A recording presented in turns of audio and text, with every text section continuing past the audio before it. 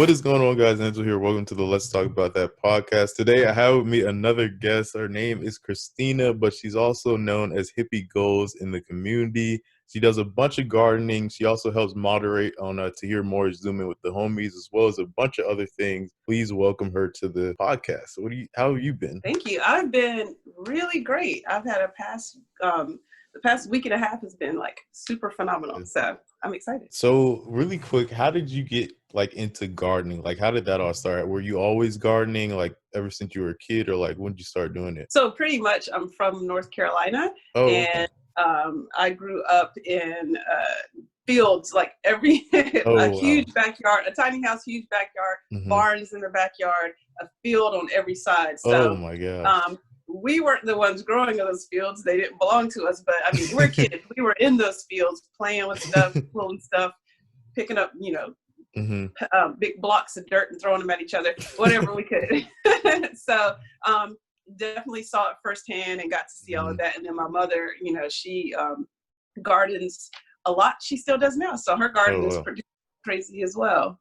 So wait, when did you move from North Carolina? Because you're in Cali now, right?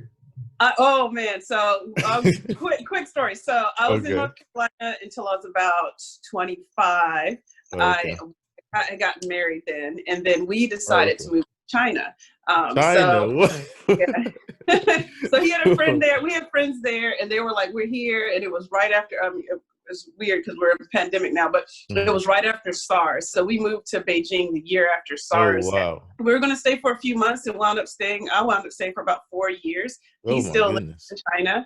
And after China, came back to North Carolina for a short bit and made my way to New York. I lived in the Bronx. I lived in Harlem. And from there, I moved to here to Cali. Oh my gosh. That is a whole movie right there. Yeah, it's a lot. Can you speak the language? I mean, I would love to go live somewhere else. Yeah, but we stuck right now. Can you speak the language over there or what? I do speak Mandarin. It's been a while since I've been there or had someone to speak with, but I dream in Mandarin sometimes. And it's still there, but it's not all the way there like it used to be because I don't have to use it every day. So what is the difference? Like, what can you grow? Like, what can't you grow in Cali that you were like able to grow, I guess, in North Carolina? No, actually, there's more stuff I can grow in Cali. North Carolina, where I'm from, has awesome soil. The city I'm from was like the world, place for tobacco, like center of the world for tobacco. And I definitely saw a lot of that growing up.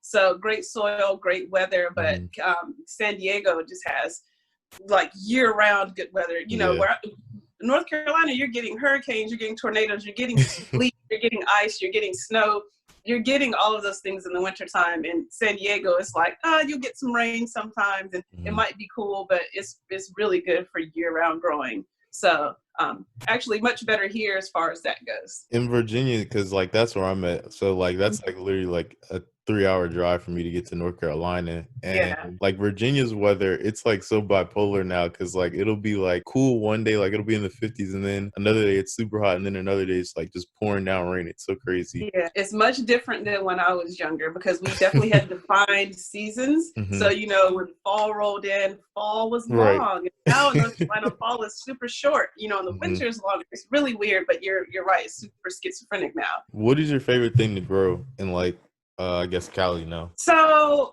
I like to grow things. Well, as you see, I grow things that I can eat. So some people like to grow flowers and just for the beautification. I mean, that's all lovely, but I like to grow something that's going to produce something that I can use. So I definitely like to grow things that have high production levels. So I like tomatoes. I was just about to say tomatoes. Tomatoes, cucumbers, peppers. But I'm really excited right now about my watermelons. So because I found it hiding. It was like under all these leaves and I didn't know it was there. Oh my gosh. I looked and it's about this big already. So super excited. You grow strawberries? Yeah, I've grown strawberries. I have a plant that was already there and I just kept it growing, but I have grown strawberries.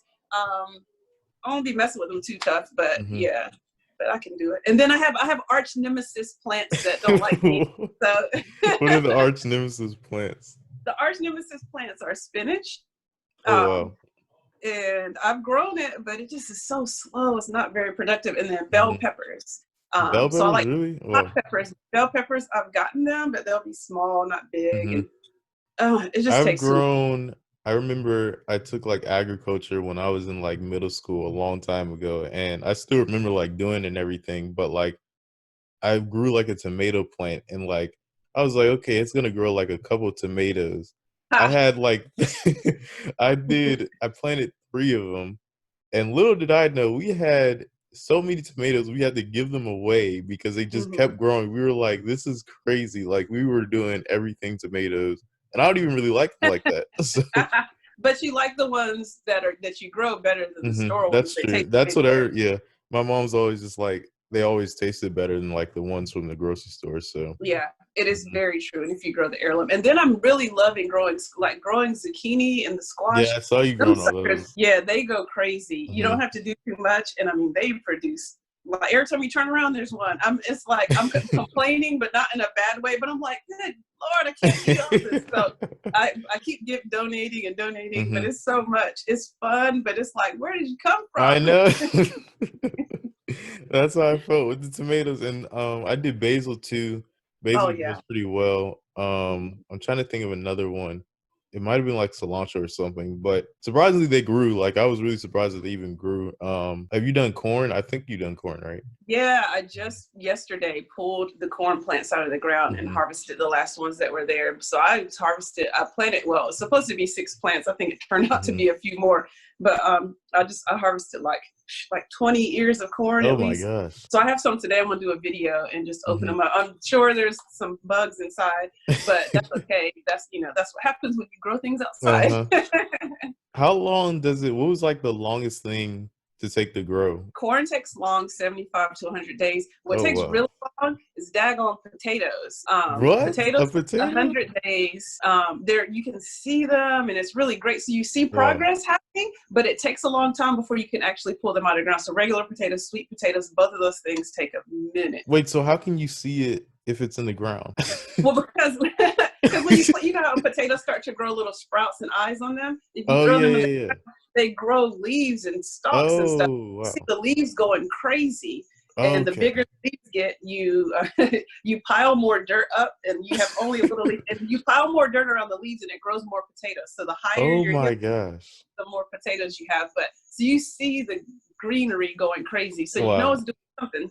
But it takes a long time, and when you Yeah. pull them at 100 days, it's still kind of like a new potato. It's still kind of small. Oh my gosh. I didn't know that all goes into a potato. What about like, because I know aren't like the Idaho potatoes like not from Idaho or something?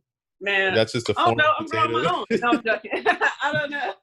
I mean, no, Idaho, I think apparently has a lot of potatoes, so much so that during this whole quarantine, I saw an article, didn't research it to back it up, but I just saw it was like they were like throwing away like mountains of Yeah. potatoes because they couldn't sell them instead of donating them. Right. And there's all these things behind the scenes, but in the end, like donate your stuff, like take a hit. They're like, well, it costs more money and blah blah blah. But Right. It's like give it I don't like away. food being Like wasted. So when did that start for you? Like when you start donating? Like when did you start doing that? So I've been out here in San Diego since 2012, basically. Been having my garden, and so what I started with is on Facebook. There's a lot of local groups where you can trade with other gardeners. So Oh they're wow. growing something you're not growing. So you say, "Hey, I have like way too much kale. What do you have?" And they have like Oh, passion that's fruit, cool. That's like tomatoes, or something. trading. So we would trade and barter, and we would actually have meetup groups where we would go, and everybody would bring their stuff, and we'd walk around the Oh tables wow.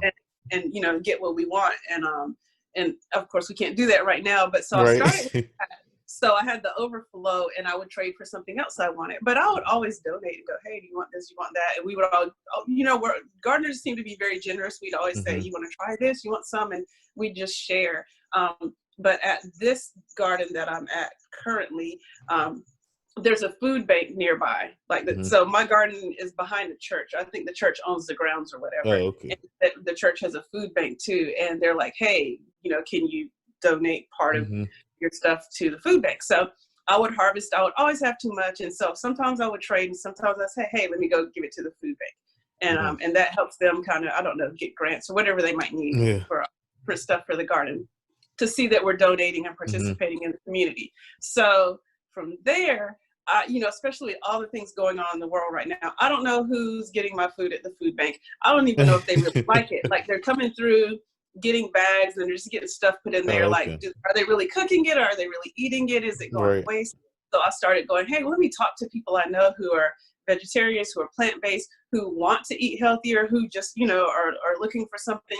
And I know they're going to eat this food, Yeah. So I started there. And then I really want to help underserved communities. I want to help the Black community in particular, especially because, we're on the raw end of the food deserts, the way everything's presented to us as a whole. So I've really been putting my focus on donating to us, and the people who are interested. Yeah, I noticed because like you really support like the Black community, or just like the Black community altogether. Because like I just saw like you post like something about like the Popcorn World people, how you ordered something from them, and those flavors are crazy. By the way, guys, this isn't like a paid sponsorship or anything, but like they have like 250 flavors. It's crazy. It's called Popcorn World. Like I might buy something myself. So just check them out. I'll leave the link. Yeah, I've already had some. It's amazing, and LeBaron is super supportive. So he's a really good guy, and when you have someone like that, you definitely want to support him back. I mean, they're inundated with orders right now. It's going crazy. Right. Tahir and Kev have boosted their thing. Like it's so crazy what just like a YouTuber can do for like someone's company. Like when your fans go over to their company, they're like, "Oh my gosh, I can't even keep up now." So this is crazy. So are you a vegetarian or no? I am not, actually. A lot of people think I am because I grow vegetables. Yeah, that's why I was like, oh, she just grows them too, so she can eat them. So yeah, I'm from the country, and maybe everybody from the country ain't like this, but I mean, I grew up eating a variety of foods, so I love all kinds of food. I'm definitely not, at first like, ooh, this and ooh, that, like if it's a vegetable, I'll eat it, even if I ain't like it that much. Like I love beets now, and I never liked them before because they do taste like dirt. Beets, yeah, but if you eat them raw, they're much better. They're crunchy. They still taste like dirt. Yeah, they still taste like dirt, but I know this is what they're supposed to taste like, so I kind of got over it. My sister is vegan. She's been vegan for about 7 years. Oh my gosh. I make a lot of my son's pretty much. He doesn't really want to eat animals. He's decided that, but sometimes he still does because his dad will feed it to him, but then he'll tell me he doesn't want to. So, and I eat a lot of plant-based meals, and I know how to make a lot of substitutes for stuff. So I don't eat meat every day. I don't feel like I need to. And then sometimes I'm like, what, I'm just going to stop. But I feel good and all that. I have a degree in nutrition.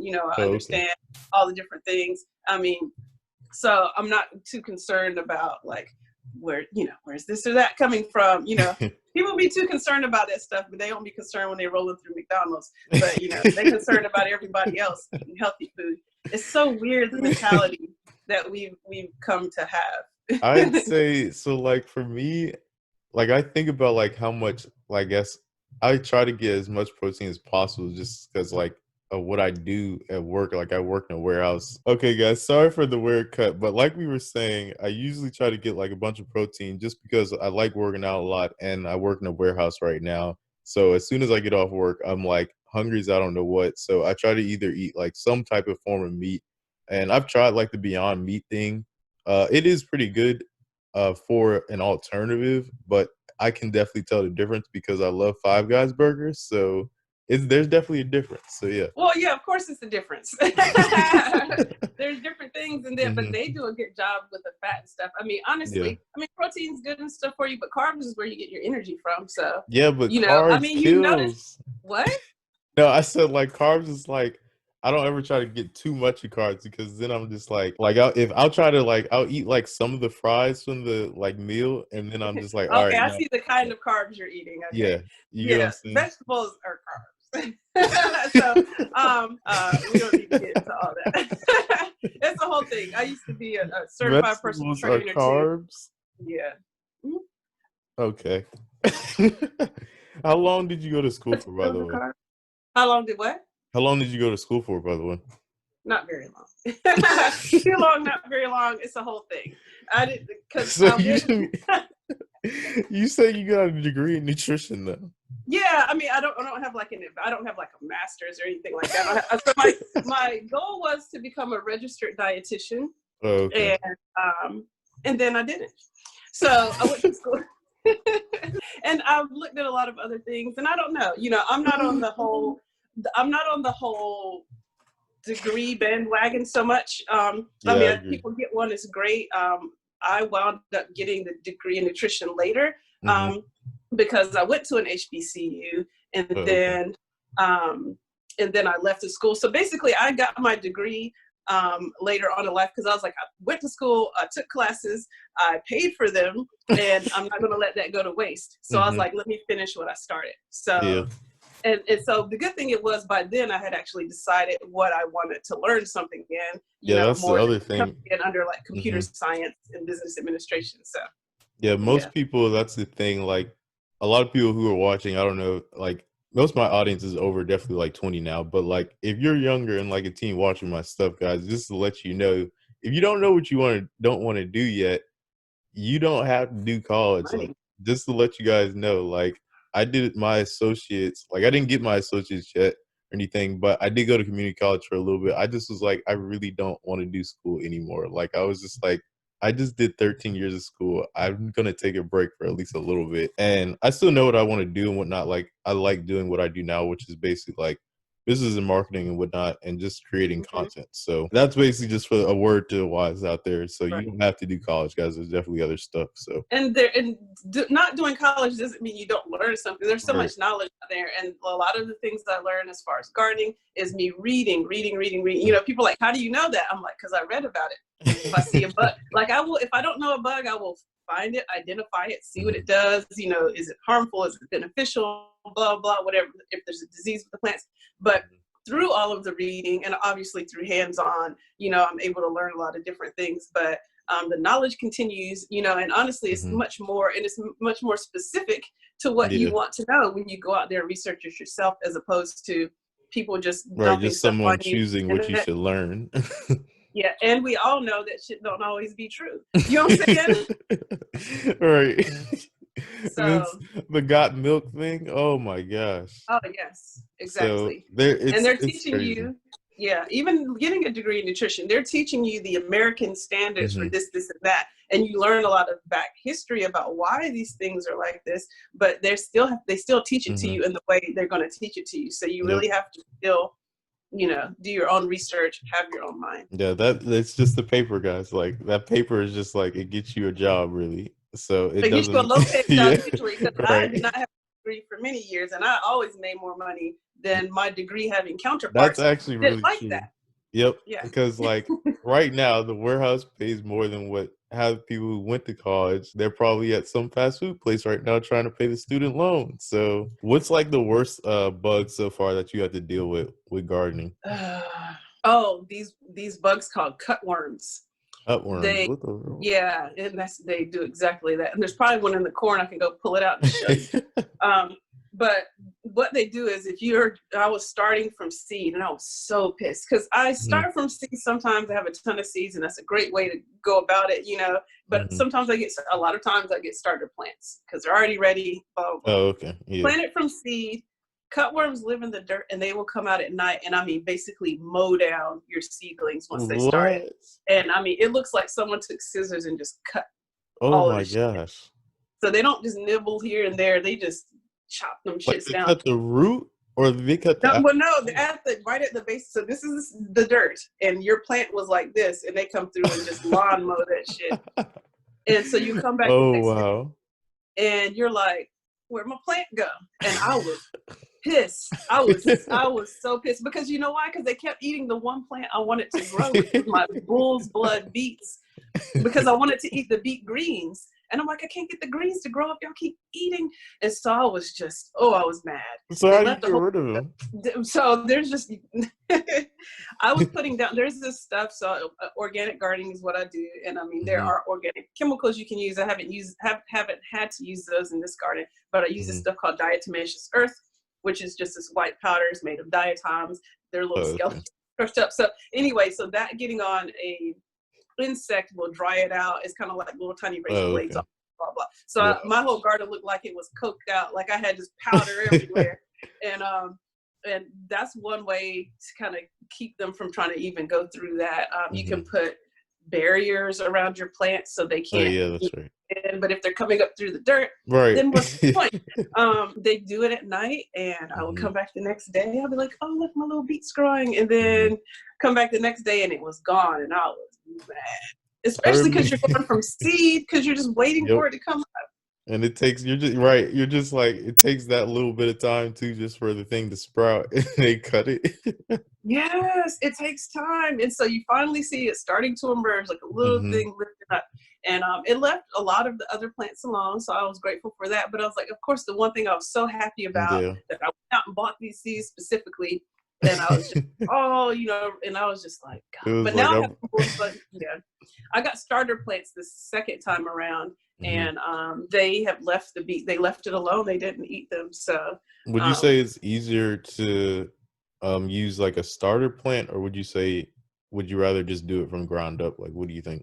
You can start indoors, whatever. It's way cheaper to start your seeds yourself. You can buy a pack of seeds for like $2, and there's like 500 seeds in there. So I mean, it's way more cost efficient. And if you do it, it's easier. Like if the season's already started, the weather's ready, you don't want to wait. Like you don't got time to be babying seeds and stuff. Like it's way easier to throw it in the ground. It's already kind of started, and then let it go from there. But I mean, both of them are easy. It's just what's your patience level? What time frame do you have? Do you just need to get started now? My patience level is on 0 for starting seeds at this moment. I definitely have some I need to start. These Turkish eggplant. They are orange. They almost look like a. And then I have some super hot peppers, like super hot. I was growing some Carolina Reapers. I was just about to say, have you done like the crazy ones yet? But yeah, I have ghost peppers in the garden. I just planted that yesterday. But I have some other super hot ones. One's called Death Spiral. Another one's Devil's Tongue. Like, have you done the Trinidad Scorpions yet, or no? A Trinidad Scorpion. I didn't buy that yesterday because I got a chocolate ghost pepper, but they did have the scorpion starter plants that I could have got, but I got a whole bunch of habaneros. Because I'm not gonna eat those all the time. Yeah, I had habaneros are good though. Habaneros I'll eat a lot. I'll make more hot sauce from. The Thai chilies I'll definitely will. And then the ghost pepper was just a little bit extra. The ghost pepper is not that. I mean, it's over 1 million or it's 1 million Scoville, but it's not that bad. There's another one. I keep forgetting what it's called. It's something like the death something. It's on Hot Ones. It's like the hottest hot sauce. And I definitely want to make some hot sauces, but I think too, because I have seeds for some super hots, I didn't want to keep spending my money. I'm like, I need to start the ones I have, and plus they're really cool looking. Like one's lemon, I mean it's yellow looking. I have one's called chocolate bubble gum something. So they're really cool looking, a red one and a peach one. So I just want to do the ones I have. So have you thought about like creating your own brand for hot sauce or what? A hot sauce brand? No. If I could really get it down, shoot, I would. But I've talked about that with a friend before when we were starting the Reapers. So, because he sent me some seeds, and then his Reapers were not growing, and my Reapers were like awesome. And then it blew off my balcony. I don't know what happened to it. It was gone. And I was like, what happened? Is that just science, like them combining like the seeds or something, like to get it to make it hotter? Like I think some of them are already in existence, but there's definitely hybrids out there. You'll see a lot of X in the names. They'll have an X or whatever. They crossed it with something. So they just crossbreeded some peppers. It might change the shape, the color. There's some gnarly looking ones. If you look at super hot peppers, the grosser they look all wrinkly like a brick. Like they look that's how you know they're hotter. They look like you shouldn't eat them.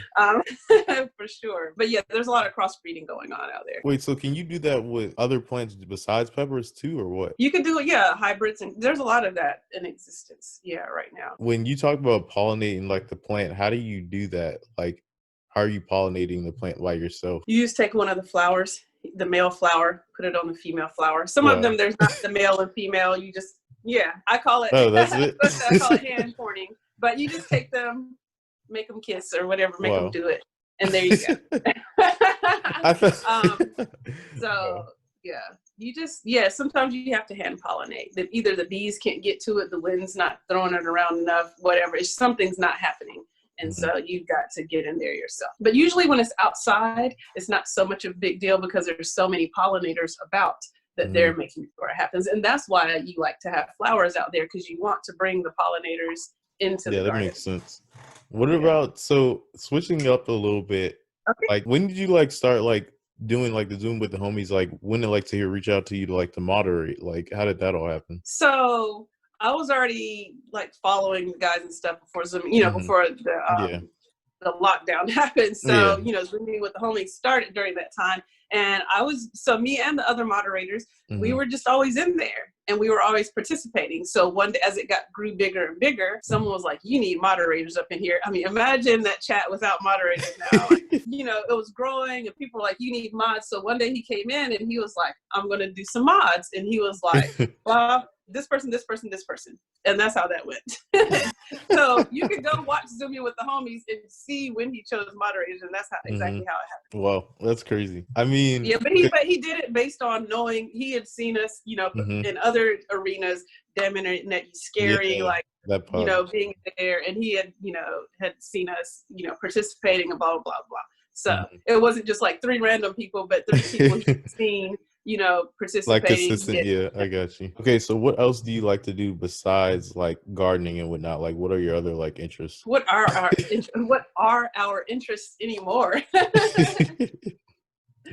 Everything. Yeah, I spend a lot of time at the garden. I design stuff. I make things. I'm not an artist, like I don't draw or anything, but I do that. I'm interested in nutrition. I started a 5K at my HBCU. We were there last homecoming, and we were supposed to be on this homecoming official roster for the 5K, but we don't know how that's going. I actually have somebody to reach out to at the school because he wanted me to make like a virtual 5K just to keep everybody kind of in touch and involved right now.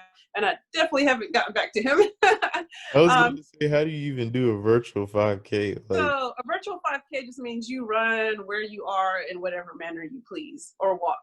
So you don't gather in one place to have a 5K. You can do it on the treadmill. You can break it up into 3 days if you just can't do 5 go. So if you want to do 1 mile today, 1 mile tomorrow, if you want to walk it. However, so you just record it and no, you don't record it. We're not timing you. Like, you're not going to win a medal for first place. I mean, there are ones that can have the timer, but it's just like, hey, did you do it? I mean, it's for your health. It's for participation. We were donating some of the money that we earned back to the school, and so it was more like that. So there's been virtual 5Ks going on forever, and it's more like you get the medal, you kind of get your little badge or whatever. So yeah, I like to run 5Ks. Although it was super, so I would sign up for them a lot, and after I paid, I was like, well, I gotta go run. I would not train. You have to pay for the 5K? Well, like the one that you go to. Yeah, you pay for a 5K. Oh no, usually I just usually walk or not really walk. I usually am running or jogging usually, and like somewhere, usually in my warehouse, I can get about probably like 5+ miles. Well, yeah, you can run your own, but if you're going to an organized themed one where they're giving out things and stuff. I thought it was just a register and you were in and you could run. Oh man, no, them things, because you get a T-shirt, you get merch, people usually wear it. There's one that I would participate in every year called the Hot Chocolate Run. Hot chocolate. When you're done, you get hot chocolate. And there's a party, there's a DJ, there's music. It's huge. Hot Chocolate Run is really huge. They turn theirs into a virtual. I know amusement parks because I love roller coasters, and they actually do that as well. Like they'll do like they have different names for them, but they're really cool. Like basically you run around the park, and after that, like you basically get free entry for the park. After that, like you pay I think like $30-something, like you said, like to register, but after that you basically just have the rest of the day of the park for free. So yeah. Oh, well, that's nice. It's really cool. So they found a way to get you. It's like bringing cans of food to the state fair or something. Yeah, basically. So you're in free. So I do that, and then I read a lot. I don't know. I like to learn new things, and I'd like to. I've been really focused now on the garden, obviously. So that's been a big focus, trying to, because Hippie Goals is actually the name of my business. And okay. So I've been actually trying to move the business more from where I was creating things like making shirts or designs or whatever, type of thing, to move it more to the gardening side, where hopefully in the future I can get a grant or something, start community gardens and areas that, and food deserts in our communities, and teach people how to grow, how to cook the food they're growing. So sometimes they can grow it and they're like, what do I do with this? Because I've even given food to vegans and vegetarians, and to me it's a simple leafy green, and they're like, well, how do I cook this? And I'm like, oh, you can do this, and that with it. Because just because the person's vegan or plant-based, doesn't mean they just eat vegetables all day long. You know, there's other foods besides that are not from animals. Where can they find you at on social media so everyone knows? Yeah, so my business name is actually Hippie Goals with an S. But because someone had already taken that on Instagram, Instagram is Hippie Goals with the Z. On Facebook is Hippie Goals. I have a page up there. On Twitch is Hippie Goals. I usually just in there watching other people, but hopefully I'll start stuff soon. On YouTube is Hippie Goals. On Twitter is @GoalsHippie. Again, same thing. My website is hippiegoals.com. I don't have a lot of things up yet, but I am going to be posting some new shirts. Having been that I went to an HBCU, I have a lot of Greek, themed shirts, for the D9, and I'm going to be posting those soon and getting those up there. That is what I got going on. Also, she had a birthday earlier. Yes. You guys didn't know she did have a birthday, so happy belated birthday. But thank you once again for doing this. It was much appreciated. Definitely follow her, guys. Thank you all for watching. Remember to subscribe, enable push notifications to stay updated with everything that's happening on the channel. If you want to join the O Squad, all you got to do is click that subscribe button. Thank you guys for watching once again. Until next time, peace out.